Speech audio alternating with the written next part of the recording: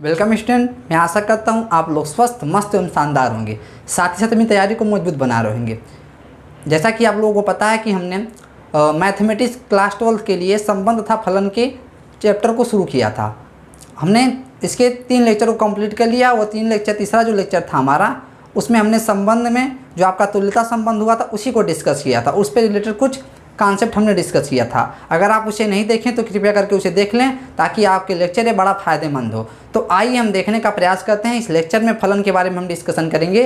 तो आइए बिना समय नष्ट किए शुरू करते हैं। तो हम आपको बता दें फलन क्या होता है। मतलब कहेंगे ना, पीछे हम रिकॉल कर देते हैं हल्का सा, ए और बी दो वर्ग समुच्चय होते थे, उस पर परिभाषित कोई संबंध आर ए से बी में डिफाइन करते थे हम। तो वह क्या होता था, ए क्रॉस बी का एक उपसमुच्चय होता था। ठीक है, तो यही बेसिकली जो संबंध आर होगा ना आपका, वही फलन कहलाएगा अगर वो कुछ कंडीशन को फॉलो करे। ठीक है, अगर उस कंडीशन को सेटिस्फाइड करे। ठीक है, तो आइए समझते हैं क्या होगा।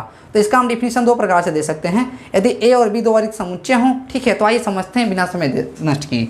लिखेंगे अगर ए और बी दो वर्ग समुच्चय हो तो a not phi b not phi, है ना। तो ये आपका होगा, मतलब इसके कहने का मतलब क्या होगा, ए और बी दो वर्ग समुच्चय हो, ठीक है ना। तो ए से बी में ये क्या लिखते हैं, ए से बी में, ए आप जैसे पीछे पढ़ें, अगर आप नहीं देखें तो कृपया करके देख लेंगे ताकि आपको जो लिखने का तरीका आपको समझ में आए।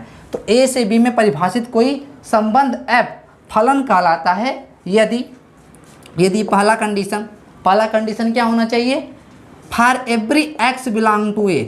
ठीक है ना, मतलब ए एफ के लिए, प्रत्येक एफ के लिए, for every x belong to a के लिए, है ना।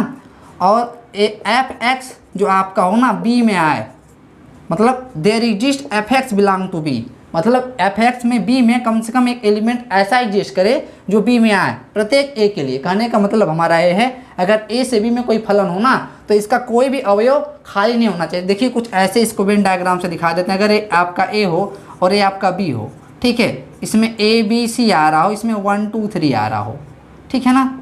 तो यहाँ पे आप देखेंगे ए 1 से अगर जुड़ जाए, है ना, बी 2 से जुड़ जाए, अगर इतना ही रहे ना तो बी के लिए कोई खाली नहीं, बी खाली बच जा रहा है, सी हमारा खाली बच जा रहा है। यहाँ पे 3 है एक्चुअली में, ये आपका 3 है, ठीक है। सी किसी से नहीं जुड़ पा रहा है, इस केस में संबंध फलन नहीं होगा, लेकिन ये संबंध होगा। लेकिन आप सी को किसी भी चीज़ से जोड़ दें, 3 से जोड़ दें या 1 से जोड़ दें, तो सी के लिए भी एक एलिमेंट एग्जिस्ट कर गया, तो ये क्या हो गया, अभी फलन होगा। अभी एक कंडीशन और बचा है, उसको देख लीजिए।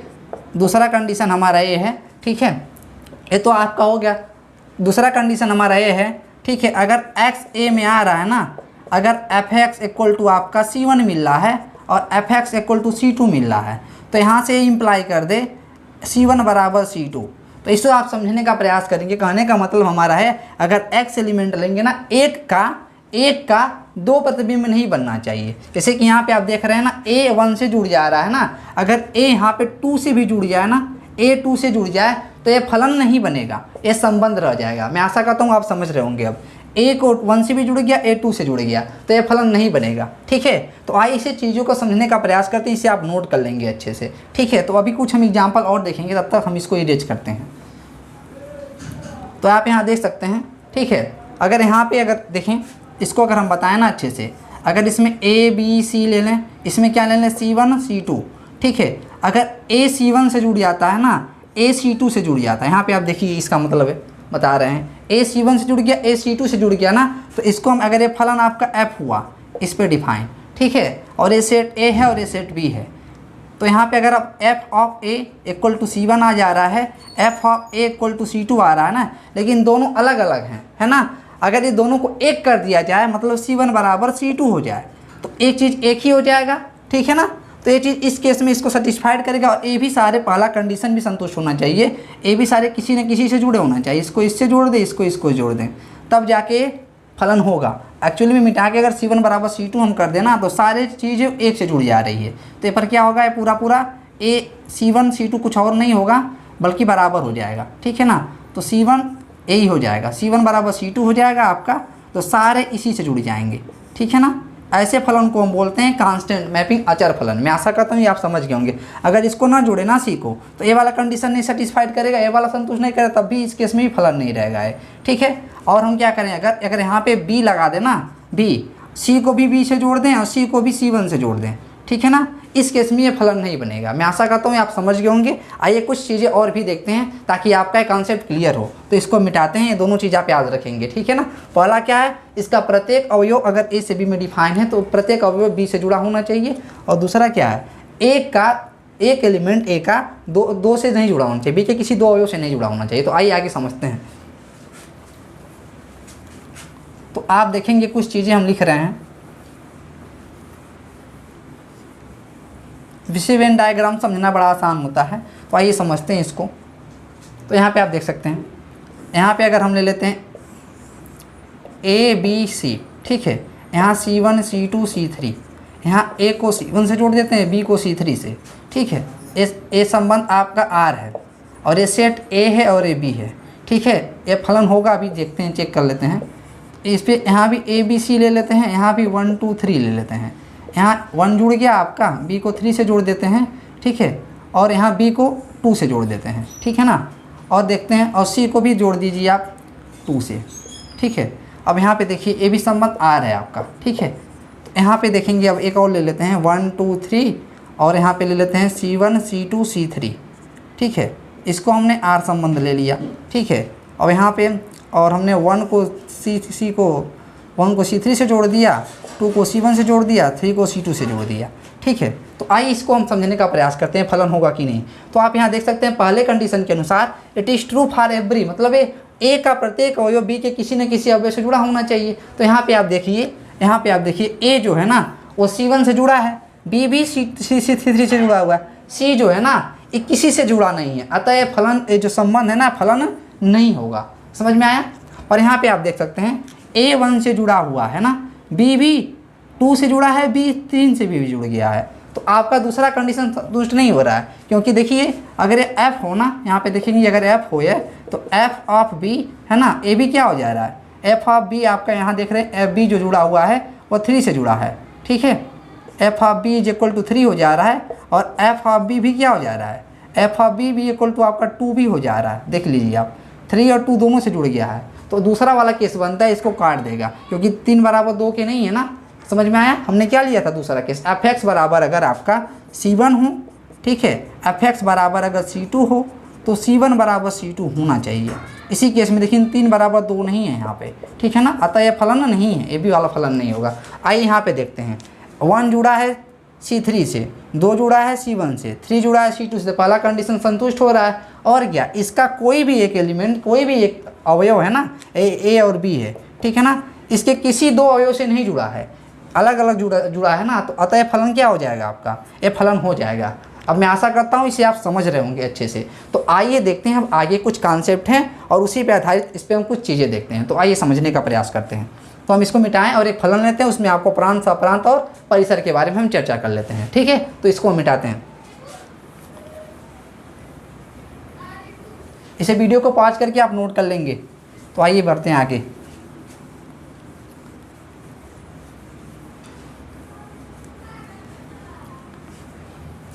तो आइए समझते हैं कुछ एग्जाम्पल के माध्यम से। आपसे अगर ए ऐसा दे दिया गया ना, ए इसको ऐसा दे दिया गया आपको 1 2 3, ठीक है। बी आपको दे दिया गया 1 2 3 4 5 6 7, ठीक है। हमने फलन लिया एफ ए से बी में, ठीक है, ए से बी में फलन ले लिया, और हमने एफ ऑफ एक्स क्या कर दिया 2x, ठीक है ना। तो आइए का वेन डायग्राम देखते हैं और इसका प्रांत, परिसर और सप्रांत भी देख लेते हैं, ठीक है। तो आइए समझते हैं। तो यहाँ पे आप देख सकते हैं, हम इसका y f equal to 2x हो गया ना आपका, f x equal to 2x। तो पहले हम बना लेंगे ऐसे, a और a हो जाएगा b। ये वेन डायग्राम होता है आपका। a की वैल्यू क्या है 1 2 3, b की वैल्यू क्या है 1 2 3 4 5 6 और 7, ठीक है। इसको थोड़ा बड़ा बनाते हैं हम लोग ताकि चीज़ें समझ में आए, ठीक है। इसको हम थोड़ा बड़ा बना लेते हैं, 1 2 3 4 5 6 7, ठीक है। एक्चुअली में 4 है। अब यहाँ पे आप देख रहे हैं ना, ए यहाँ बी है,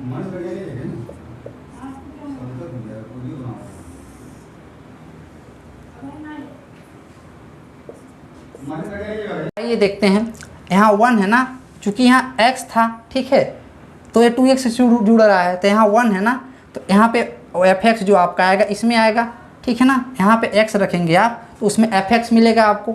एक्चुअली में कुछ ऐसा था, यहाँ पे देखिएगा आप, a है b है ना, अगर a से b में कोई फलन f डिफाइन यहाँ पे x रखेंगे ना तो वहाँ आपको fx जैसा मिलेगा। इसी को कहीं कहीं y लिख देते हैं हम लोग, ठीक है। तो आइए देखते हैं, यहाँ पे x है ना, x की वैल्यू आप 1 पुट करेंगे तो y की वैल्यू आपको क्या मिलेगी, यहाँ पे x मिलेगा आपको और यहाँ y मिलेगा, यही fx है, ठीक है ना, यही fx इक्वल टू y है। तो यहाँ x बराबर 1 रखेंगे तो 1 यहाँ रखेंगे तो यहाँ पे fx की वैल्यू क्या हो जाएगी, fx बराबर आपका 2x है, तो यहाँ पे x बराबर 1 रखेंगे तो 2 मिलेगा, तो 1 2 से जुड़ जाएगा, समझ में आया। और क्या होगा, 2 क्या हो जाएगा, 4 से जुड़ जाएगा, इसी प्रकार से 2 रखेंगे तो 3 रखेंगे तो क्या होगा, ये 6 से जुड़ जाएगा। तो आइए देखते हैं क्या फलन है। तो देखिए इसका कोई भी एलिमेंट खाली नहीं होना चाहिए, तो देखिए कोई भी खाली नहीं है, प्रत्येक एलिमेंट में इसके लिए प्रत्येक का मिल रहा है ना, 1 3 2 से जुड़ जा रहा है, 2 4 से 3 और 6 से जुड़ जा रहा है, ठीक है। और यहाँ देखेंगे क्या इसका एक अवयव इसके 2 अवयव से तो नहीं जुड़ा है, तो देख लीजिए अलग अलग अवयव से जुड़ा हुआ है, ठीक है ना। मतलब एक है ना, इसका 2 इमेज नहीं बन रहा, 2 प्रतिबिंब ने, 1 का प्रतिबिंब 2 है, 2 का प्रतिबिंब 4 है, 3 का प्रतिबिंब 6 है। समझ में आया, मैं आशा करता हूँ इसे आप समझ गए होंगे। तो आइए देखते हैं इसका प्रांत क्या होगा। जो प्रांत होगा ना तो इसको हम f ऐसे लिख सकते हैं जैसे हम संबंध को लिखते थे, 1 2 से जुड़ा है तो 1 कामा 2, ठीक है ना। इसको ऐसे भी लिख सकते हैं हम लोग, f बराबर 1 कामा 2, और 2 किससे जुड़ा है, 4 से, तो 2 कामा 4, x कामा y, यही संबंध होता है ना। बेसिकली जो फलन होता है एक संबंध होता है अगर वो 2 कंडीशन को संतुष्ट करता है। पहला a का प्रत्येक अवयव b से जुड़ा हो और a का कोई एक अवयव b के 2 अवयव से ना जुड़ा हो, एक कंडीशन होता था। 1 कामा 2 हो जाएगा, 2 कामा 4 हो जाएगा, और क्या हो जाएगा, 3 कामा 6 हो जाएगा। यही आपका बेसिकली फलन है ना। तो इसके जो प्रथम अवयव का समुच्चय है इसका क्या कहलाएगा, प्रांत। मतलब इसका जो a है ना, पूरा का पूरा a क्या हो जाएगा, संबंध का प्रांत हो जाएगा, सॉरी संबंध नहीं, फलन। तो यहाँ पे लिखते हैं हम लोग, थोड़ा मिटाते हैं इसको, ये क्या हो जाएगा, फलन f का प्रांत क्या होगा आपका, f का प्रांत पूरा का पूरा क्या हो, a, पूरा का पूरा a, क्योंकि पूरा का पूरा a ही जुड़ा होगा इससे, ठीक है ना। अगर कोई खाली रहेगा तो फलन ही नहीं रह जाएगा। a पूरा का पूरा क्या, a क्या है 1 2 3, आप इसका प्रांत क्या पा जाएंगे 1 2 3। और f का सप्रांत क्या होगा, f का सप्रांत, ठीक है ना। ये क्या होगा, f का सप्रांत होगा बेसिकली, f का सप्रांत। पूरा का पूरा अगर a से b में डिफाइन है ना फलन, पूरा का पूरा b हो जाएगा। अब b की वैल्यू पूरा आप लिख सकते हैं 1 2 3 4 5 6 7, यही हो जाएगा। और परिसर क्या होगा, मतलब परिसर जो होगा ना f का, इसको ध्यान से देखेंगे आप, f का परिसर, जैसे कि हम लोग संबंध में पढ़े हैं वही चीज़ है यहाँ पे। f का परिसर जो है ना, b के उन अवयवों का समुच्चय जो a से जुड़े हो। a से क्या क्या जुड़ा है आप देख सकते हैं, 2 4 6, बाकी कोई एलिमेंट नहीं जुड़ा है, तो परिसर में क्या हो जाएगा 2 4 6 हो जाएगा। समझ में आया ये चीज़, मतलब a का प्रांत क्या होगा, अगर फलन a से b में डिफाइन है तो पूरा का पूरा a फलन का प्रांत हो जाएगा। सप्रांत क्या होगा, पूरा का पूरा b सप्रांत हो जाएगा। परिसर क्या होगा, उसका अवयव b का वह अवयव जो a के किसी न किसी अवयव से जुड़ा हो, ठीक है। एक्चुअली में ये b है आपका, ठीक है, a है और ये b है, ठीक है ना। तो b पूरा का पूरा b हो जाएगा इसका सप्रांत। f का परिसर क्या होगा, b का वही अवयव जो a के किसी न किसी अवयव से जुड़ा है, तो f का परिसर 2 4 6 हो जाएगा। तो यहाँ से आप देख पा रहे हैं ना, जो f का परिसर होगा इसे आप नोट करके लिखेंगे। f का जो परिसर होगा यहाँ पर लिख दे रहे हैं ऊपर हम, f का जो परिसर होगा ना वो हमेशा सबसेट होगा इसके सप्रांत के, f के सप्रांत के। यहाँ से आप देख सकते हैं, ठीक है, ये सबसेट है, मतलब f का परिसर हमेशा इसमें सप्रांत में आ जाएगा। तो यहाँ से आप नोट कर सकते हैं इस चीज़ को, ठीक है। इसको अच्छे से आप नोट कर लेंगे, फिर हम आगे बढ़ते हैं।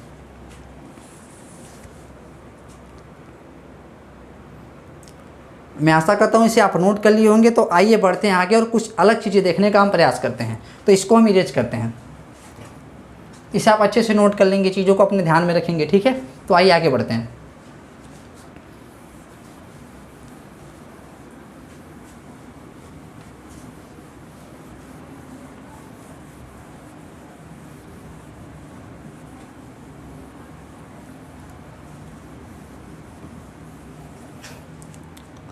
तो हम कुछ देखते हैं, कुछ फलन के प्रकार होते हैं उनको सारे देखते हैं ना, और फिर आगे इस पर कुछ सवाल डिस्कस करते हैं, उसके बाद हम समझते हैं क्या चीज़ें होती हैं। तो आइए समझते हैं। पहला आप देखेंगे फलन के टाइप में ना, फलन का प्रकार, जैसे कि हम संबंध का प्रकार देखे थे, है ना, तो इसी प्रकार से फलन के कुछ प्रकार है जो आपके लिए जानना आवश्यक है, क्योंकि आगे हमें इसका डिस्कस करना है। तो आइए देखते हैं। तो फलन का आप डालेंगे हेडिंग टाइप ऑफ रिलेशन, फलन के प्रकार। पहला उसमें है एकाएकी फलन।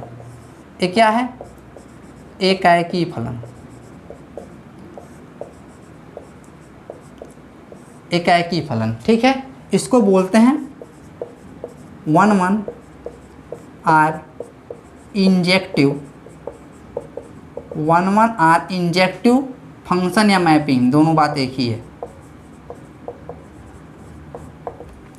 ठीक है ना, दोनों बात एक ही है। तो इसे आप लिखेंगे, हम बोल रहे हैं आप इसे लिखेंगे, कोई फलन f, पहले आप वही जान लेंगे ए और बी द्वैरिक समुच्चय वे लोन है, ठीक है ना, या तो चाहे लिख भी सकते हैं, यदि ए और बी द्वैरिक समुच्चय हैं तो ए से बी में परिभाषित कोई संबंध, कोई फलन, है ना, कोई फलन, ए से बी में परिभाषित कोई फलन एकाएकी फलन कहलाता है यदि ए का प्रत्येक अवयव बी के एक अवयव से जुड़ा हो, बी के केवल एक अवयव से जुड़ा हो, ठीक है ना, मतलब ए का प्रत्येक अवयव ना बी के एक अवयव से जुड़ा हो, ठीक है, सिंगल अवयव से जुड़ा होना चाहिए। मतलब एक का कहने का हमारा सेंस है ए के एक अवयव का एक प्रतिबिंब हो, ठीक है ना। एक्स, अगर इसको हम समझने का प्रयास करें, इसको मैथमेटिक्स में कैसे राइट करेंगे हम, इसको मैथमेटिक्स में राइट करेंगे हम f(x1) अगर आपका f(x2) के बराबर है ना, तो अगर हम ये दिखा पाएँ x1 बराबर x2, ठीक है। आइए अभी समझते हैं इस चीज़ों को, अब इसको वेन डायग्राम से समझते हैं हम, ठीक है। अगर ए आपका ऐसे हो कुछ, बी ऐसे हो, तो आप लिख लेंगे एक बात फिर से, कोई फलन f ए से बी में परिभाषित एकाएकी फलन कहलाता है यदि ए के प्रत्येक अवयव का, ठीक है ना, प्रत्येक अवयव का एक अवयव एक प्रतिबिंब हो, ठीक है, दो प्रतिबिंब नहीं होना चाहिए, एक प्रतिबिंब होना चाहिए, ठीक है ना। तो आइए समझते हैं, मतलब इसका दो अवयव ना एक अवयव से ना जुड़ा हो, ठीक है, कहने का मतलब बी में ना। तो आइए समझते हैं, थोड़ा एग्जाम्पल तो समझ में आएगा आपको।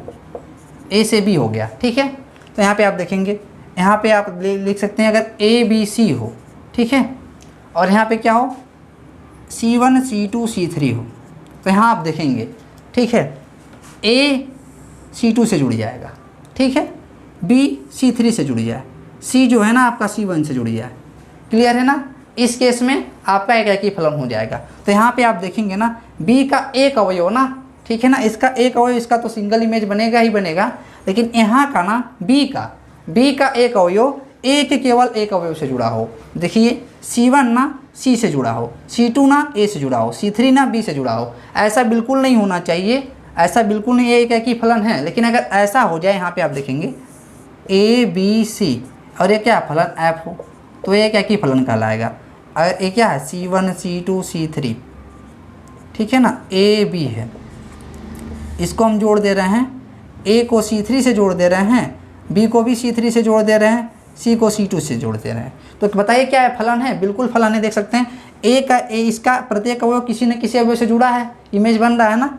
और यहाँ पे देखेंगे ए का दो इमेज नहीं बन रहा है, बी का भी दो इमेज नहीं बन रहा है, सी का भी दो इमेज नहीं बन रहा है। लेकिन यहाँ पे हो क्या रहा है, बी का एक अवयव, ठीक है ना, C3 इसके दो अवयव से जुड़ा हुआ है, ए से और बी से। तो इस केस में ए वाला जो फलन होगा वो बहुएकाकी हो जाएगा। बहुएकाकी का क्या परिभाषा होता है, अगर कोई फलन f ए से बी में परिभाषित हो ना, तो बी में कम से कम एक अवयव ऐसा मिले, ठीक है, तो जो ए के किसी न किसी दो अवयव से जुड़ा हो, ठीक है, ए के किसी दो अवयव से जुड़ा हो, तो ऐसा फलन बहुएकाकी हो जाता है। और जो फलन बहुएकाकी होता है वो एकाकी नहीं होता है, और जो फलन एकाकी नहीं होता है, क्लियर होता है, वो बहुएकाकी होता है। अगर आप एकाकी समझ जाएंगे तो बहुएकाकी भी समझ जाएंगे। तो यहाँ पे आप देख सकते हैं, जब भी हम देखेंगे ना, तो इसका डिफिनीशन आप फिर से राइट कर सकते हैं। यदि कोई फलन ए से बी या ए से बी में परिभाषित हो, तो यह फलन एकाकी फलन कहलाता है यदि बी का एक अवयव, ठीक है ना, ए के किसी एक अवयव से जुड़ा हो, अर्थात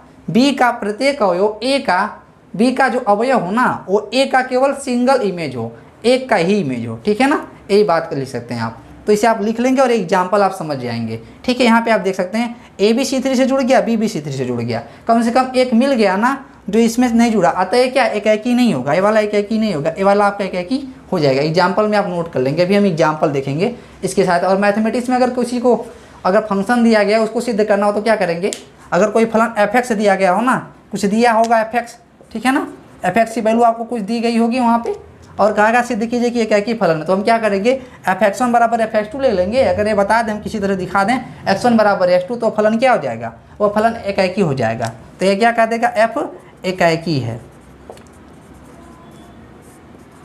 इसे आप अच्छे से नोट कर लेंगे। इसे आप यहाँ लिख देंगे क्या, एक ही है, यहाँ पे एक ही नहीं है। क्यों, क्योंकि C3 मिल गया ना B में, जो A से भी जुड़ा है और B से भी जुड़ा है। इसको हम लिख देते हैं, ठीक है। यहाँ AC3 मिल गया ना आपको, और BC3 भी मिल जा रहा है। ये सारे किस में आ रहे हैं, इस फलन में आ रहे हैं। यहाँ पे आप दो दिख गया ना, B का एक अवयव, इसका एक ही इमेज होना चाहिए। लेकिन देखिए A का भी C3 इमेज बन रहा है, B का भी C3 इमेज बन रहा है, ठीक है ना। अतः ये क्या है, एक ही नहीं है। ये क्या है, एक ही नहीं है। ए वाला एक ही नहीं है, ए वाला एक ही नहीं होगा, और ये वाला एक ही हो जाएगा आपका। क्यों, क्योंकि इसके बी का एक अवयव एक अवयव से जुड़ा हुआ है, ठीक है ना। मैं आशा करता हूँ आप समझ गए होंगे। यहीं से आप मेनी वन का भी डिफिनीशन ले सकते हैं, ठीक है। लिख लेंगे आप उसको, ए अगर कोई फलन एक ही फलन नहीं है तो क्या है, बहु एक ही है, ठीक है। या ऐसे भी देख सकते हैं, कोई फलन एफ ए से बी में बहु एक ही फलन कहलाता है यदि बी में कम से कम एक अवयव ऐसा हो जो ए के किसी न किसी दो अवयव से जुड़ा हो, ठीक है ना। तो वो समझ में आ जाएगा आप। तो आइए आगे बढ़ते हैं, जो और भी चीज़ें हैं इसे आप देख लेंगे। एक सवाल इस पर हम देखते हैं, ठीक है ना। मिटाते हैं इसको, इसे आप नोट कर लेंगे, वीडियो को पॉज करके नोट कर लेंगे आप। हम इसको मिटाते हैं।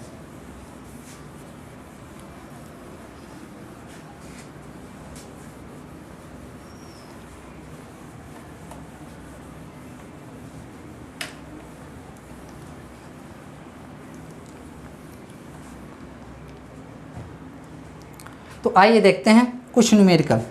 आपसे प्रूफ में पूछा है, सिद्ध कीजिए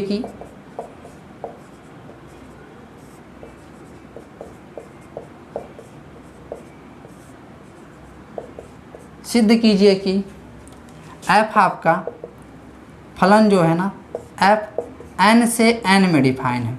इसे बोलते हैं फलन f का प्रांत, इसे बोलते हैं सप्रांत। n क्या होता है, ये n होता है आपका सेट ऑफ नेचुरल नंबर, प्राकृतिक संख्याओं का समुच्चय। n क्या होता है, 1 2 3 एंड सो ऑन, आगे चलता जाएगा ये चीज़, ठीक है। तो ये कह रहा है f(x) क्या दिया गया है आपको, f(x) दिया गया है 2x + 3। सिद्ध कीजिए कि आप n to n में f(x) बराबर 2x + 3 एक ही फलन है। बिल्कुल बोर्ड के एग्जाम में आपको ऐसे ही आएगा, एक ही फलन है। तो हम क्या करेंगे, इसके प्रूफ में हम लिखेंगे, ठीक है।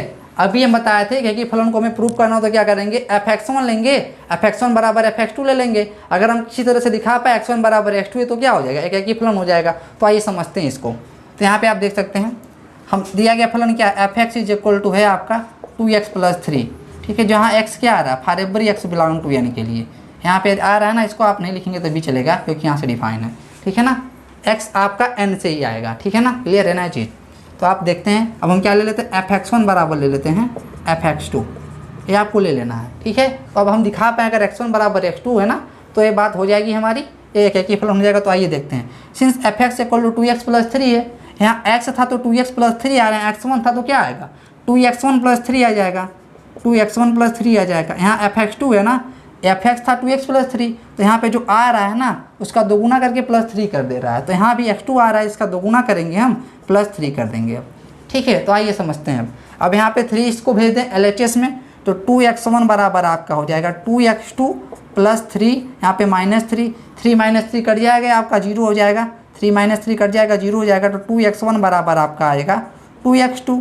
तो यहाँ पे देख सकते हैं 2 से 2 कट जाएगा, क्यों, क्योंकि 2 0 नहीं है। तो यहाँ से आप देखेंगे इधर, तो यहाँ पे आप क्या पा गए, यहाँ से हमने पा गया x, इम्प्लाई कर दे रहा है इसको। तो x1 बराबर क्या मिल गया आपको, x2, ठीक है ना। x1 बराबर क्या मिल गया आपको, x2। अतः ये क्या है, अतः आपका ये हो जाएगा। बिल्कुल ऐसे ही आपको बोर्ड एग्जाम में नोट करना है, ठीक है ना, ऐसे ही लिखना है। f(x) लिख देंगे, आप f(x1) बराबर f(x2) मानेंगे अगर एक ही दिया गया हो तो, ठीक है। तो अगर आप x1 बराबर x2 दिखा पा रहे हो तो फलन क्या होगा, ऑटोमेटिकली एक ही हो जाएगा। तो डायरेक्ट लिख देंगे, तो ये क्या कर देंगे, f n से n में, f n से n में एक ही फलन है, एकाएकी फलन है, इसे आप नोट कर लेंगे। ठीक है,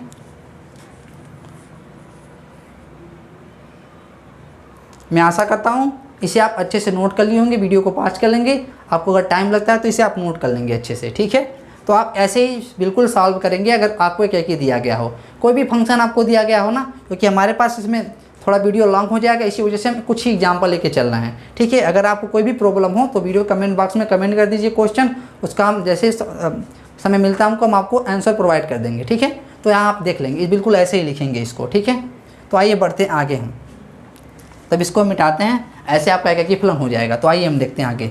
तो आपका आगे है आच्छादक फलन, उस पर भी कुछ न्यूमेरिकल हम देखते हैं।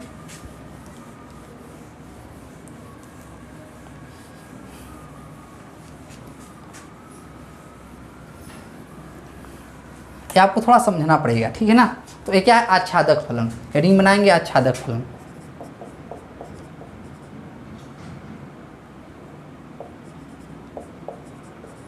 आच्छादक फलन, इसको बोलते हैं ऑनटू आर सरजेक्टिव मैपिंग।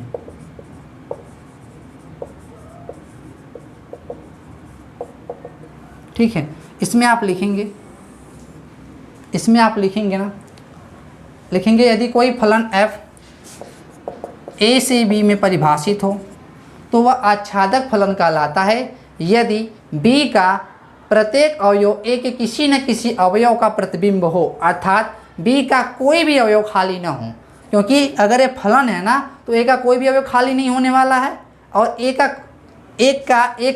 का जो आपका है ना एक अवयव का दो इमेज भी नहीं मिलेगा b में। ठीक है, तो बात क्लियर है, क्योंकि ये फलन बोल दिया गया है। तो ए फलन ना आच्छादक फलन कहलाएगा यदि b का कोई भी अवयव क्या हो, खाली ना हो, मतलब b का कोई भी अवयव किसी a के किसी न किसी अवयव का प्रतिबिंब हो। तो आइए इसको हम एग्जाम्पल से समझते हैं। ठीक है, तो यहाँ पे आप देखेंगे, आप ऐसे अगर ये a हो, ठीक है, और ये b हो, यहाँ पे आपको a b c d करके दिया हो, e f g h i हो गया हो। ठीक है ना, तो यहाँ पे आप समझेंगे a को हम f से जोड़ दे रहे हैं, b को g से जोड़ दे रहे हैं, c को हम f से जोड़ दे रहे हैं। ठीक है ना, d को h से जोड़ दे रहे हैं। समझ में आया? इस केस में आप देख रहे हैं ना, ये तो फलन है, क्लियर है ना, ये तो फलन है, लेकिन ये क्या हो गया, खाली हो गया ना। देखिए i और e खाली रह गया b में। ठीक है ना, तो ये फलन तो है, लेकिन b में हम बताएं, b इसका डिफिनीशन लिखवाए हैं, a का अगर b में है ना तो b का कोई भी अवयव क्या होना चाहिए, खाली नहीं होना चाहिए, मतलब a का किसी न किसी अवयव का प्रतिबिंब होना चाहिए। तो यहाँ पे दिख गया आपको e और i, ये खाली हो गए, तो ऐसे फलन अंतःक्षेपी फलन कहलाते हैं। b में कम से कम एक अवयव ऐसा हो जो a के किसी भी अवयव का प्रतिबिंब नहीं हो, तो अंतःक्षेपी फलन हो जाता है। ठीक है ना, तो यहाँ पे आप देख सकते हैं क्या अभी आच्छादक नहीं, क्यों, क्योंकि e आपका है, यहाँ पे e जो है और i है, इसका किसी का भी प्रतिबिंब नहीं है। ठीक है ना, तो आइए हम आगे इसको, अब हमें आच्छादक बनाना है तो क्या करेंगे, तो हम इसको मिटा देते हैं। ठीक है, तो आपका आच्छादक बन गया। ठीक है ना, आप देख सकते हैं भी आच्छादक फलन बन गया आप। ठीक है ना, क्लियर है चीज़, b का कोई भी अवयव खाली नहीं होना चाहिए। अगर हमने यहाँ पे e और i लिखा था ना, तो यहाँ भी कुछ बढ़ाना पड़ता हमको। मान लो यहाँ बढ़ा देते हैं हम, c कर देते हैं हम, f कर देते हैं, r कर दो, r को हम e से जोड़ दे रहे हैं, इसमें कुछ और बढ़ा दे रहे हैं, इसमें t बढ़ा दे रहे हैं, t को हम i से जोड़ दे रहे हैं। इस केस में क्या बन जाएगा, ये आच्छादक बन जाएगा, क्योंकि b का कोई भी अवयव खाली नहीं है। क्लियर है ना, तो इसको मैथमेटिक्स में तो आप एग्जाम्पल नोट कर लेंगे आप इसे अच्छे से। ठीक है, कुछ और छोटा सा इसको हम करते हैं, इसको नोट कर लेंगे, और छोटा सा एक और भी लिख देते हैं हम, इसको यहाँ छोटा सा और एक बना देते हैं। 1 2 3 a b c। ठीक है, 1 c से जुड़ा है, 3 b से जुड़ा है, 2 a से जुड़ा है। तो यहाँ पे आप देख सकते हैं ना, एक ही आच्छादक दोनों हो जा रहा है, क्योंकि एक का ना दो इमेज है नहीं है, एक का केवल एक ही इमेज है, दो का भी केवल एक ही इमेज है, मतलब प्रतिबिंब में 3 का भी केवल, और इसका कोई खाली भी नहीं है, ये एक ही आच्छादक हो जाएगा। अभी आगे बताएंगे, तो इसको भी आप लिख देंगे आच्छादक भी है। ठीक है, तो मैथमेटिक्स में कैसे लिखेंगे हम, मैथमेटिक्स में देखेंगे ना हम, अगर मैथमेटिक्स में लिखेंगे y = f(x) आपको दिया रहेगा, f(x) जो दिया रहेगा उसी को हम y के बराबर मान लेंगे। ठीक है ना, तो हम यहाँ पे अगर x ना, x को हम y के पदों में लिख पाएँ, इसको हम 5y मतलब किसी फंक्शन y के रूप में लिख पाए ना, अगर ये किस में आ जाए, या a में आए for every y belong to b के लिए, तो ये फलन क्या हो जाएगा, ये फलन ऐसा हो, ठीक है ना, x equal to five of y such that f of x is equal to y, ठीक है ना। तो इस केस में आपका ये फलन आच्छादक हो जाएगा। इसे आपको समझ में नहीं आ रहा होगा, अभी हम बताते हैं, इसको क्लियर करते हैं, पहले आप इसे अच्छे से लिखें।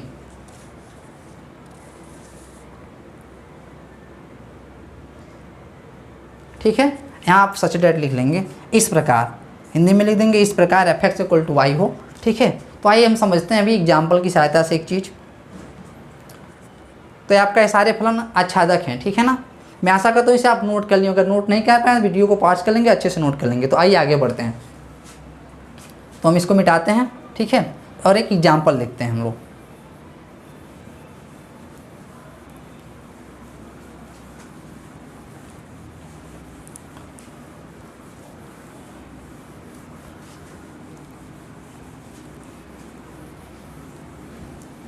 तो यहाँ पे आपको प्रश्न है, ठीक है, प्रश्न आपके पास है, सिद्ध कीजिए कि,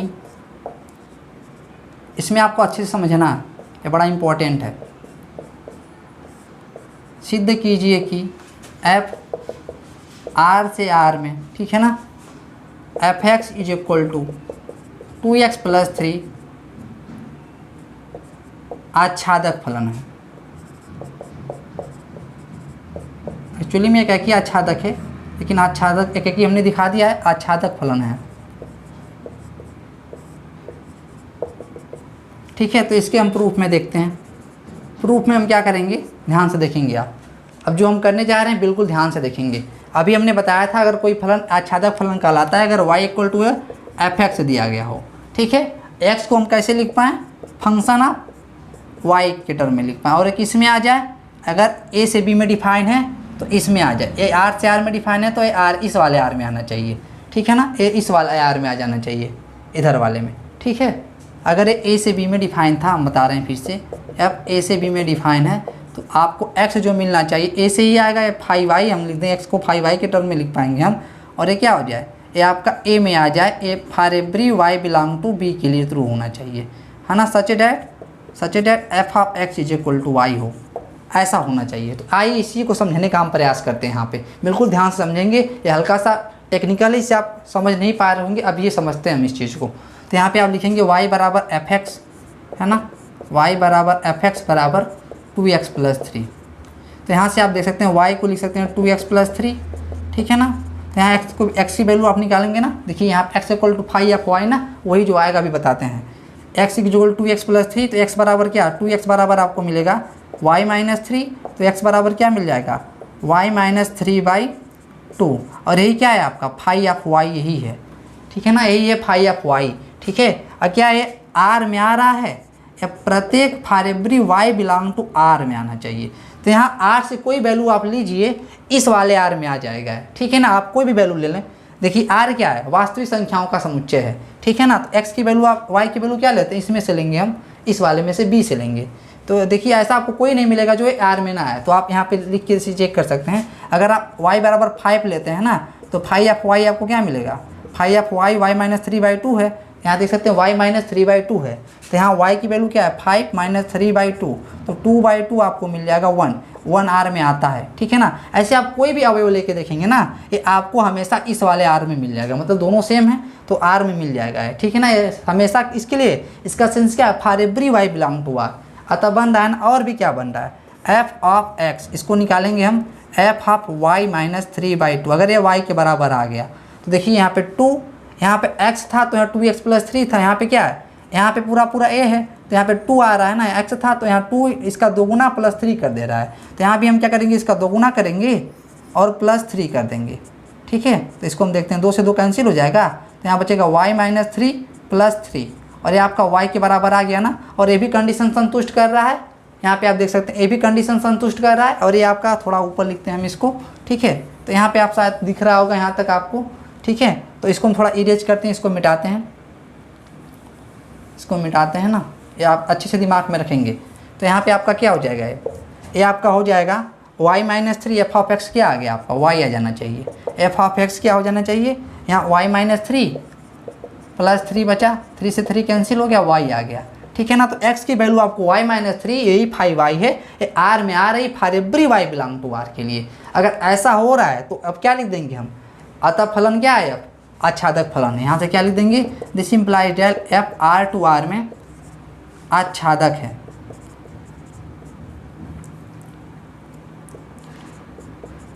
आच्छादक फलन है। समझ में आया? मैं आशा करता हूँ इसे आप समझ गए होंगे अब। ठीक है, तो आइए आगे बढ़ने का प्रयास करते हैं हम। तो यहाँ पर आप इसे लिख लेंगे, अच्छे से नोट कर लेंगे। ये चीज़ बड़ा ही इंपॉर्टेंट, इसे आप अच्छे से समझेंगे। अगर आप छापने की कोशिश करेंगे तो आपको कुछ नहीं समझ में आएगा, इसीलिए अच्छे से समझिए। अगर आपको नहीं समझ में आता तो कृपया कर कमेंट करके बताएं, ताकि हम इसमें कुछ और अच्छे से कॉन्सेप्ट लेके आए, ताकि आप अच्छे से समझ पाए। अभी एक प्रश्न और देखते हैं तो क्लियर हो जाएगा आपका, इसे आप अच्छे से नोट कर लेंगे।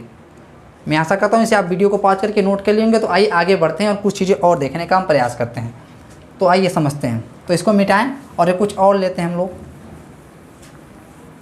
एक आच्छादक फलन नहीं वाला चेक कर लें तो अच्छा रहेगा हमारे लिए। ठीक है, तो आइए देखते हैं।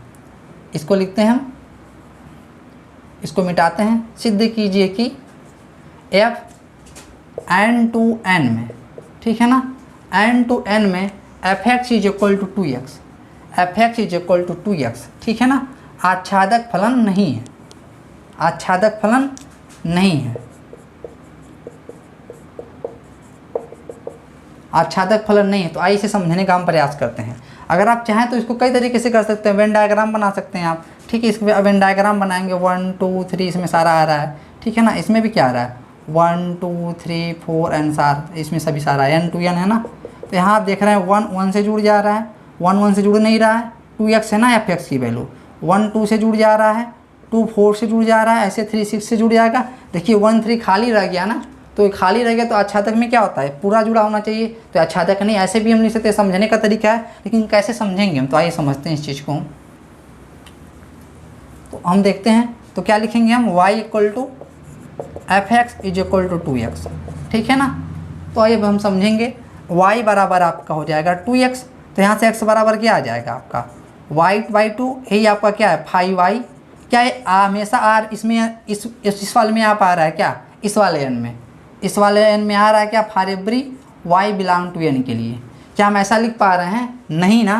क्यों, देखिए क्यों, क्योंकि अगर y बराबर आप इसमें 1 आया ना, y बराबर 1, क्या n में आता है 1, y इसी से आएगा ना, इसी n से। तो इसमें आ रहा है y बराबर 1 पे x बराबर y/2, मतलब 1/2, 1/2 n में नहीं आ रहा है। समझ में आ गया। ऐसे आप 3 लेंगे ना, y बराबर 3/2 भी नहीं आ रहा है। अगर y बराबर आप 3 ले रहे हैं तो x बराबर 3/2, ये भी नहीं आ रहा है। कम से कम एक की बात कर रहे हैं। अगर कोई भी विषम संख्या आप ले रहे हैं, विषम प्राकृतिक संख्या, उस केस में ये वाला चीज़ है, हमेशा इसमें नहीं आ पा रहा है। तो लिखेंगे 5y does not belong to y for every y belong to n के लिए। अतः यहाँ पे क्या हो गया, अतः यहाँ पे फलन क्या हो जाएगा, n का मतलब इसमें बिलोंग नहीं कर रहा है। ठीक है ना।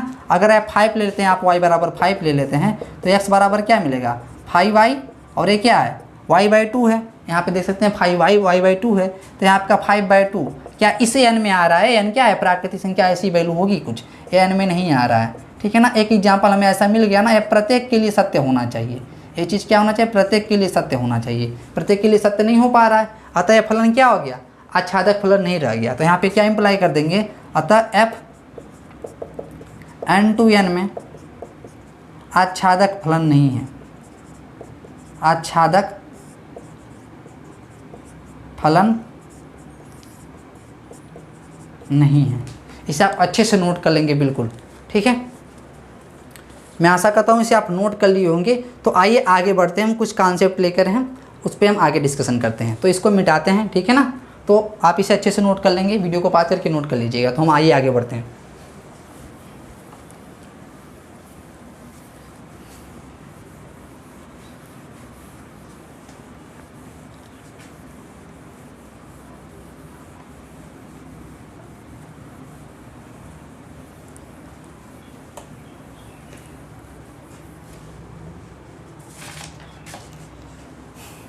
तो अभी हम समझे ना एकाकी फलन और आच्छादक फलन। अब देखते हैं, हेडिंग बना लेंगे एकाकी आच्छादक फलन, ठीक है। तो ये क्या होगा, एकाकी आच्छादक फलन, एकाकी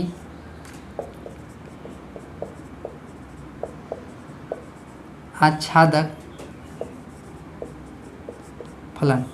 इंग्लिश में इसको जानते हैं हम 1-1 onto mapping, 1-1 onto R bijective mapping, ठीक है ना। इससे आप बना लेंगे, ठीक है ना, क्योंकि ये क्या क्या आच्छादक फलन, इसका डिफिनीशन बेहद ही आसान है। कोई फलन f लिखेंगे आप लोग, कोई फलन f a से b में एकाकी आच्छादक फलन कहलाता है यदि वह फलन एकाकी व आच्छादक दोनों हों। क्या हो, मतलब एकाकी भी हो और आच्छादक भी हो, ठीक है ना। तो इसी केस में आप आगे देखेंगे कि प्रतिलोम फलन इसी केस में संभव हो पाता है। तो आइए समझते हैं हम यहाँ पे कुछ चीज़ें, ठीक है। तो आप देखते हैं हम यहाँ पे, अगर कोई फलन f होना a हो और a b हो, ठीक है, इसमें a b c ले लें हम, इसमें 1 2 3 ले लें। एकाकी कब होगा, ये फलन एकाकी आच्छादक होगा ना f, कब होगा, जब ये एकाकी हो, पहला एकाकी हो, तो मतलब b का ना, अगर ये a हो और ये सेट a हो और ये सेट b हो, मतलब समुच्चय a हो और समुच्चय b हो, तो b का ना प्रत्येक अवयव है ना a के किसी न एक अवयव का प्रतिबिंब हो, मतलब b का एक अवयव ना a का एक अवयव का प्रतिबिंब हो, दो अवयव का ना हो, ठीक है। आच्छादक कब होगा, जब ये कोई खाली ना हो। तो हम जोड़ देते हैं, a को 3 से जोड़ दें, b को 2 से जोड़ दें, c को 1 से जोड़ दें। तो यहाँ पे आप देख रहे हैं ये फलन a का, यहाँ पे देखेंगे एक c से जुड़ा है और किसी से नहीं जुड़ा है, एक 2 है ना b से जुड़ा है और किसी से नहीं जुड़ा है, 3 जुड़ा है a से, ठीक है ना। क्या इसका भी कोई खाली रह सकता है, नहीं, तो ये फलन ही नहीं रह जाएगा, क्योंकि फलन का परिभाषा पीछे हम बताएं अभी, ठीक है ना।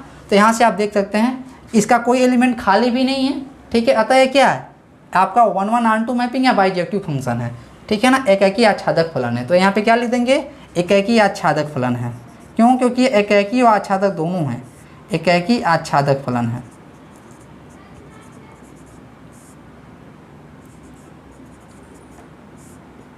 इसे आप बना लेंगे, ठीक है ना, इसे आप बना करके नोट कर लेंगे, एकाकी आच्छादक फलन है, ठीक है ना। मैं आशा करता हूँ आप ये नोट कर लिए होंगे। आप कहीं और नोट करके लिख लेंगे ना, अगर कोई फलन एकाकी नहीं है तो क्या है, वो बहुएकाकी है। तो आइए हम समझाते हैं उस चीज़। अगर ये फलन यहाँ पे आप देखेंगे, अगर कोई नोट करके लिखेंगे आप, यदि कोई फलन नोट कर लेंगे, नोट बनाएंगे, पहला लिखेंगे, यदि कोई फलन एकाकी फलन नहीं है तो वह बहुएकाकी फलन है, ठीक है। दूसरा नोट लिखेंगे, यदि कोई फलन आच्छादक फलन नहीं है तो वह अंतःक्षेपी फलन है। मतलब आच्छादक में क्या होगा, इसका कोई अवयव खाली नहीं होना चाहिए, अगर कोई खाली रह रहा ना तो अंतःक्षेपी हो जाएगा। तो आइए समझाते हैं कुछ। यहाँ पे आप देखेंगे,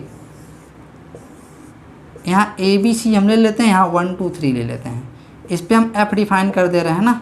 तो यहाँ आप देखेंगे a 3 से जुड़ जा रहा है, b भी 3 से जुड़ जा रहा है, c 2 से जोड़ दे रहे हैं।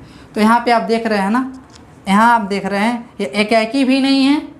क्यों नहीं है एकाकी, क्योंकि देखिए 3 है ना यहाँ पे b में, अगर ये a है और ये b है, ठीक है ना। b में आपका जो 3 दिख रहा है a से भी जुड़ा हुआ है और b से भी जुड़ा हुआ है, ठीक है ना। एकाकी के लिए क्या होना चाहिए, इसका एक अवयव इसके एक अवयव का इमेज होना चाहिए, प्रतिबिंब होना चाहिए, एक से जुड़ा होना चाहिए, लेकिन ये दो से जुड़ जा रहा है। और दूसरा क्या हो रहा है, और एक ऐसा बचा है ना इसमें, एक ये चूँकि f है, ये खाली रह रहा है अभी, ये किसी से नहीं जुड़ा है, तो ये आपका आच्छादक भी नहीं हो गया। जब एक आच्छादक नहीं है तो क्या होगा, वो आपका अंतःक्षेपी होगा। एकाकी नहीं है तो क्या होगा, बहुएकाकी होगा। तो अब ये क्या हो गया, बहुएकाकी। तो यहाँ पे लिख देंगे क्या, एकाकी व आच्छादक नहीं है। ये देखो पहले लिखेंगे एकाकी नहीं है, एक रिजल्ट क्या मिला, एकाकी नहीं है, एकाकी भी नहीं है। दूसरा रिजल्ट क्या मिला आपका, आच्छादक भी नहीं है।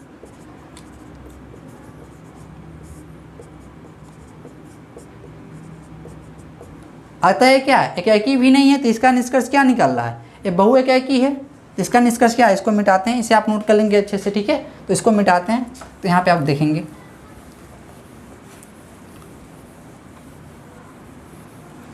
एकाकी नहीं है तो क्या होगा ये, अगर एकाकी नहीं है तो ये बहुएकाकी है, बहुएकाकी है,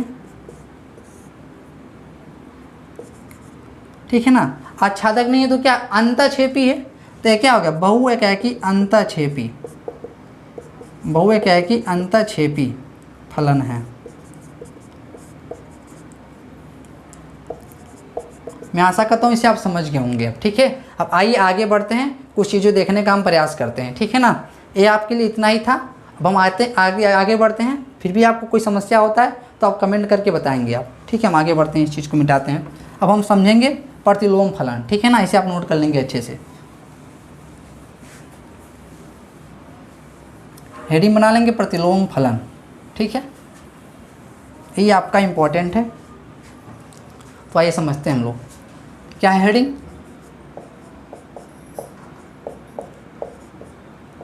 प्रतिलोम फलन, इसको क्या कहते हैं, इनवर्स फंक्शन,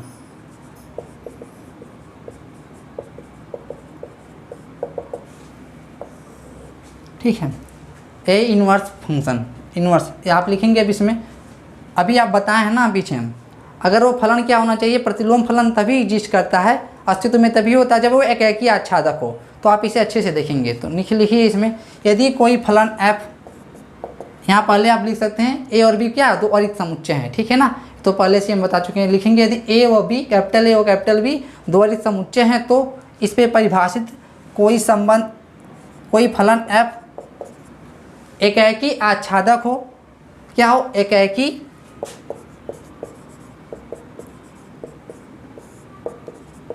आच्छादक हो। इसी केस में क्या है, इसको आप गाढ़े लाइन से, ठीक है ना, ऐसे कर लेंगे, ठीक है, ताकि ये पता है, यही कंडीशन है। बोला जाता है सिद्ध कीजिए कि क्या इस फलन का व्युत्क्रम संभव है, तो क्या होना चाहिए, एकाकी आच्छादक होना चाहिए। इस पर एक सवाल हम करेंगे अभी, ठीक है ना। तो एकाकी आच्छादक हो, ठीक है, एकाकी आच्छादक हो तो इसके प्रतिलोम फलन को यहाँ लिखेंगे, तो इसके प्रतिलोम फलन को f इनवर्स से प्रदर्शित करते हैं, जो कि b से a में परिभाषित होता है, जो कि b से a में परिभाषित होता है, ठीक है ना। तो यहाँ पे आप देख सकते हैं, क्लियर है ना।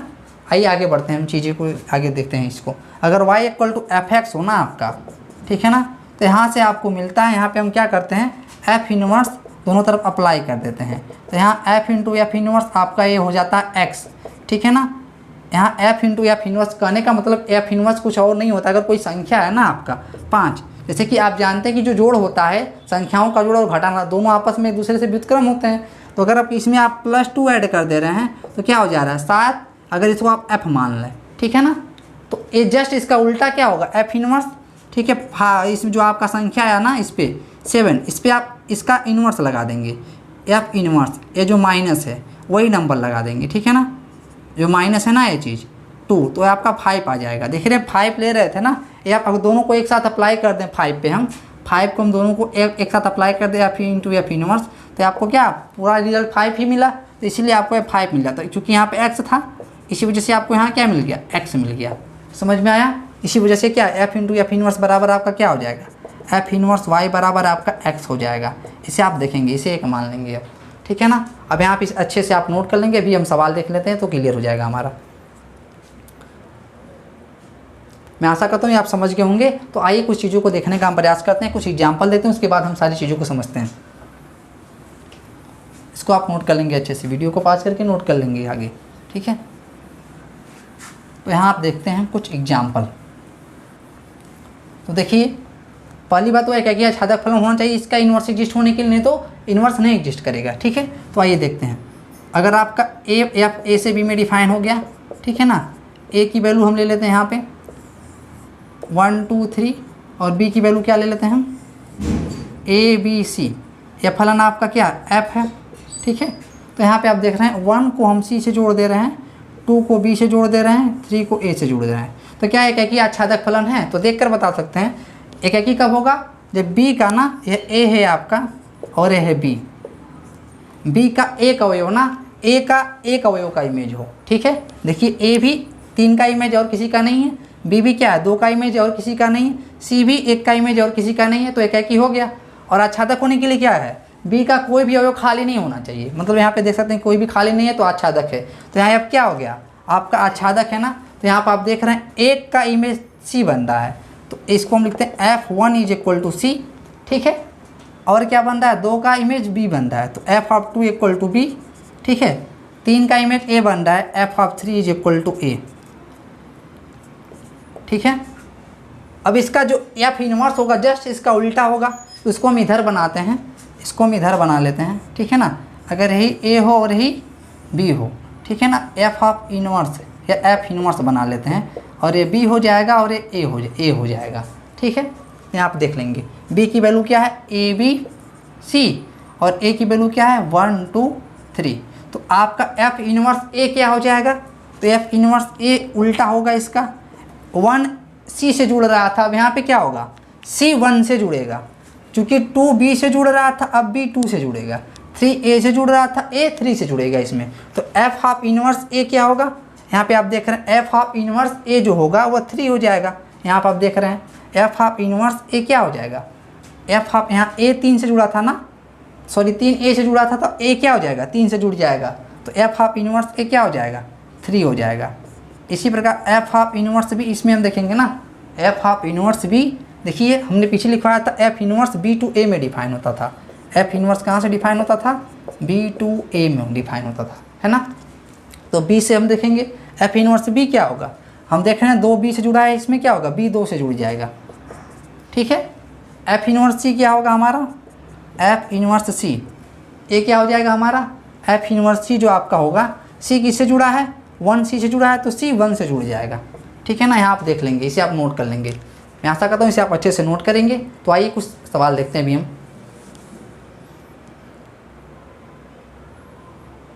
मैं आशा करता हूँ इसे आप नोट कर लिए होंगे। तो आइए कुछ सवाल देखते हैं जो आपके लिए इम्पोर्टेंट है, तो आप समझते हैं, इसको मिटाते हैं, आप अच्छे से नोट कर लेंगे, ये आपके समझने के पर्पज़ से था, ठीक है। तो आइए आगे बढ़ते हैं, इसको मिटाते हैं।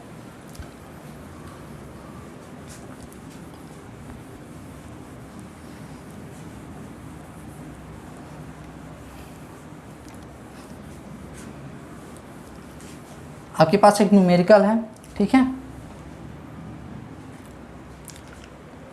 देखिए आपके पास एक न्यूमेरिकल है, कह रहा है इसमें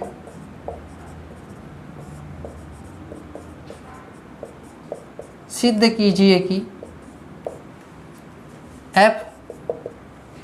एफ आर से आर में, ठीक है, f of x is equal to 4x + 3, ठीक है। 4x + 3 व्युत्क्रमणीय फलन है, मतलब इन्वर्स इसका एग्जिस्ट करता है, व्युत्क्रमणीय फलन है, व्युत्क्रमणीय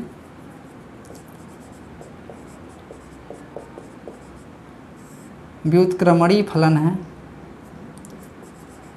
व्युत्क्रमणीय फलन है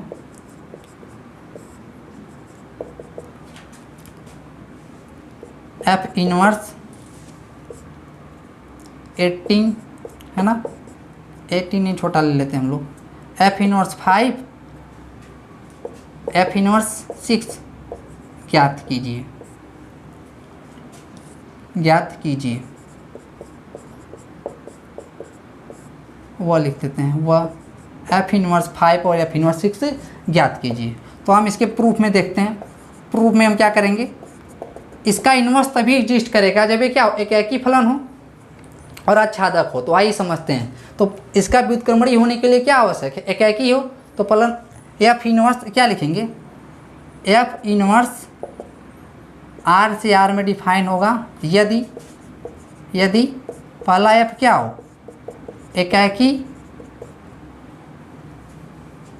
एकाकी आच्छादक हो, एकाकी हो, दूसरा क्या हो आच्छादक हो, आच्छादक हो, ठीक है। तो पहले देखते हैं एकाकी के लिए क्या होगा, एकाकी के लिए देखिए f of x1 equal to f of x2 हो जाएगा, ठीक है। तो since f x is equal to क्या है 4x + 3, तो एफ x1 क्या होगा 4x1 + 3, यहाँ 4 गुना करके 3 ऐड कर दे रहा है, तो यहाँ x1 था, ये भी 4 गुना करके 3 ऐड कर देंगे, ये भी 4 गुना करेंगे 3 ऐड कर देंगे, दोनों तरफ 3 भेज देंगे हम, कट जाएगा। तो यहाँ पर क्या हो जाएगा 4x1 बराबर हो जाएगा 4x2 + 3 - 3, तो यहाँ पर कट जाएगा। तो यहाँ पे 4x1 बराबर आपका हो जाएगा 4x2, ठीक है, यहाँ पे दिख रहा होगा आपको। तो यहाँ पे आप देख सकते हैं 4 से 4 कट जाएगा, क्योंकि 4 0 के बराबर नहीं होता है। तो यहाँ से क्या मिल गया आपको x1 बराबर x2 मिल गया, x1 बराबर x2 मिल गया, ठीक है ना। ये क्या है यहाँ कहता है एफ क्या है, एफ एकाकी है, एफ एकाकी है, ये सिद्ध हो गया ना। बिल्कुल ऐसे ही करना है, ये आपका आएगा। अगर सिद्ध करना है तो 5 नंबर्स का आएगा, इसको भी ज्ञात करना है अभी हमें, बड़ा आसान है, भी देखते हैं इसको, ठीक है ना। एफ एकाकी हो गया आपका, ठीक है। यहाँ अच्छे से नोट करके भी अच्छा तक भी दिखा रहे हैं। मैं आशा करता हूँ इसे आप नोट कर लेंगे। तो आइए आगे देखते हैं, तो इसको मिटाते हैं, कुछ चीज़ें आगे देखते हैं, ठीक है। तो मिटाते हैं इसको, एकाकी हो गया। अब आच्छादक भी सिद्ध करना, तब उसका इनवर्स भी निकालना है हमें, ठीक है। तो मिटाते हैं इसको। दूसरा क्या हमारा आच्छादक हो, तभी तो इसका इनवर्स एग्जिस्ट करेगा, नहीं तो इनवर्स नहीं निकलेगा इसका, ठीक है। अभी बताएंगे क्यों नहीं निकलेगा, तो अभी देखेंगे आप। ये एफ क्या हो, आच्छादक हो। आच्छादक होने के लिए क्या लेते हैं हम, y बराबर एफ एक्स ले लेते हैं। पीछे हम बताएं अभी, ये क्या हो जाएगा 4x + 3 हो जाएगा, ठीक है ना। 4x + 3 हो जाएगा। तो यहाँ से हम क्या करते हैं, y बराबर 4x + 3 निकाल लेते हैं, ठीक है ना। तो यहाँ पे आप देखेंगे x की वैल्यू निकालने का प्रयास करते हैं, वो 5y निकालते हैं। तो यहाँ पे आप निकालेंगे तो 4x बराबर आपको हो जाएगा y - 3, और x बराबर आपको क्या मिल जाएगा y - 3/4। और यही क्या होता था, 5y होता था। क्या ये बिलोंग कर रहा है आर में, इस वाले आर में, है ना, नीचे वाले आर में, दोनों बराबर है ना। F for every y belong to R के लिए, ठीक है ना। इस प्रकार है, ठीक, यहाँ पे लिखते हैं हम, यहाँ पे आप नोट करेंगे। इस प्रकार है कि f ऑफ x, ये क्या, x की वैल्यू क्या है, x की वैल्यू है y - 3/4, y - 3/4। तो यहाँ पे देख सकते हैं एफ एक्स की वैल्यू इसका 4 गुना करके 3 ऐड कर दे रहा है। तो यहाँ भी हम क्या करेंगे, इसका 4 गुना, यहाँ पे देखेंगे x था तो 4x 4 गुना करके 3 ऐड कर दे रहा है। यहाँ पूरा का पूरा x ही समझिए, ये इसका 4 गुना कर लेंगे हम, y - 3/4 + 3 ऐड कर देंगे। देखिए 4 से 4 कट जाएगा, y - 3 + 3 -3 + 3 कट गया, y आ गया। F of x equal to y हो गया। बस हमें यही चेक कर लेना है, क्या ये प्रत्येक y की r के लिए, इसमें के लिए y - 3/4 आएगा ना। तो आप कोई भी एलिमेंट r से उठाएंगे, आप -1 उठा लेंगे, अगर y बराबर -1 उठा लेंगे आप, ठीक है ना। तो 5y क्या है, यही x है, यही x है ना। तो यहाँ क्या है y - 3/4, तो y की वैल्यू -1 है, तो 3/4, तो ये आपका हो जाएगा -4/4। यह क्या होगा -1, आर में आता है। ऐसे आप कोई भी वैल्यू उठा के देखेंगे ना, इसमें से, इस आर में से, मतलब दोनों सेम है, तो ये हमेशा इसमें आ जाएगा। इसलिए हम लिखे for every y belong to R, और ये आपका सच डेट ऐसे हो रहा है कि f x equal to y आ गया। तो ये क्या हो जाएगा, आच्छादक भी हो जाएगा। इसे आप अच्छे से नोट करेंगे। तो यहाँ से क्या हो जाएगा, इसे हम मिटाते हैं, आपके समझने के पर्पज़ से था, ठीक है ना। ये वाला आपके समझने के पर्पज़ से था।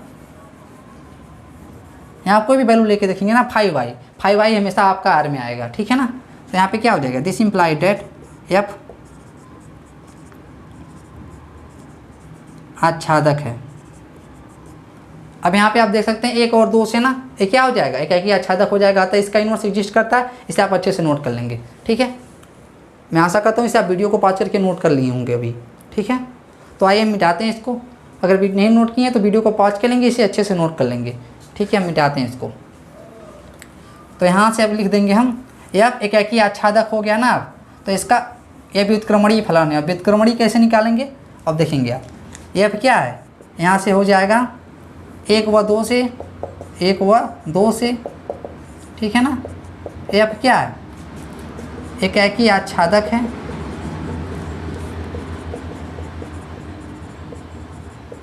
एकाकी आच्छादक है, अतः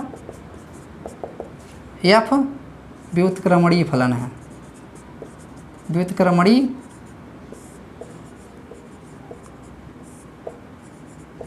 फलन है, ठीक है ना। और जो व्युत्क्रमण होगा ना इसका x वही होगा, बताते हैं अभी हम। व्युत्क्रमणीय फलन है ना, तो इसका f इनवर्स एग्जिस्ट करेगा, वो क्या होगा, f of x equal to y हमने लिया था ना। तो ये क्या हो जाएगा था, व्युत्क्रमणीय में लिखा हुआ x इज इक्वल टू क्या आया था, f इनवर्स ऑफ y आया था, इससे हमने 1 मान लिया था, है ना। और एक यहाँ आ गया आपका, और हमने यहाँ इसको सॉल्व किया था। y की f की वैल्यू क्या है 4x + 3, यहाँ पे आप देख सकते हैं y की वैल्यू क्या है f x की वैल्यू क्या है 4x + 3, तो 4x + 3 हम लिख लेंगे। तो इसको हम सॉल्व करेंगे ना। अब यहाँ पे x की वैल्यू क्या हो जाएगी, 4x की वैल्यू आपकी हो जाएगी, इसको इधर भेज देंगे तो y - 3 हो जाएगा, ठीक है ना। इसको हम सॉल्व कर लेंगे। अगर हम यहाँ पे सॉल्व करते हैं हम लोग अब, ठीक है, इसको यहाँ पे सॉल्व करते हैं हम, तो x की वैल्यू क्या मिल जाएगी आपको, y - 3/4, इसे मान लेंगे 2, ठीक है ना, इसे मान लेंगे 2।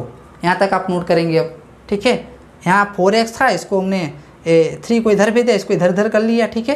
तो 4x बराबर y माइनस 3 आपका आ गया, तो x बराबर y माइनस 3/4 आपको मिल गया, ठीक है। तो यहाँ 1 और 2 मान लेंगे हम।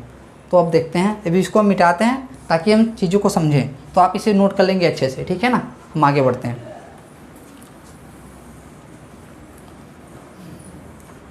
अब लिखेंगे 1 व 2 से, 1 व समीकरण 1 व 2 से, समीकरण 1 व 2 से हम पूरा मिटा देते हैं, ठीक है। अब हमें क्या ज्ञात करना है, f इनवर्स 5 और f इनवर्स 6। अभी हम लिख देते हैं समीकरण 1 व 2 से, यहाँ पे लिखेंगे हमें क्या ज्ञात करना है अभी, f इनवर्स 5 और f इनवर्स 6, ठीक है।